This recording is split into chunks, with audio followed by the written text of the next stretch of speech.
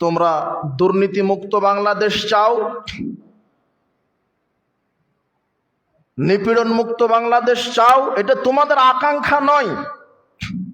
বাংলাদেশের 20 কোটি মানুষের আকাঙ্ক্ষা ছিল, যুগ যুগ ধরে তারা এই আকাঙ্ক্ষা পোষণ করে গেছে, কবে এই দেশ নিপীড়ন মুক্ত হবে, জুলুম মুক্ত হবে, দুর্নীতি মুক্ত হবে, নিষ্পেষণ মুক্ত হবে। সেটা তোমরা দেখিয়ে দিয়েছ। এই ছাত্র সমাজ, যুব সমাজ দেখিয়ে দিয়েছে কিভাবে হক আদায় করে নিতে হয়, কিভাবে অধিকার প্রতিষ্ঠায় আন্দোলন করতে হয়, কিভাবে সংগ্রাম করতে হয়, কিভাবে ন্যায্য অধিকার আদায়ে দুর্বার গতিতে সংগ্রাম করতে হয়। এটা জাতিকে তোমরা শিখিয়ে দিয়েছ। তাই তোমরাই এই জাতির অ্যাসেট, তোমরা হলো মূল্যবান সম্পদ।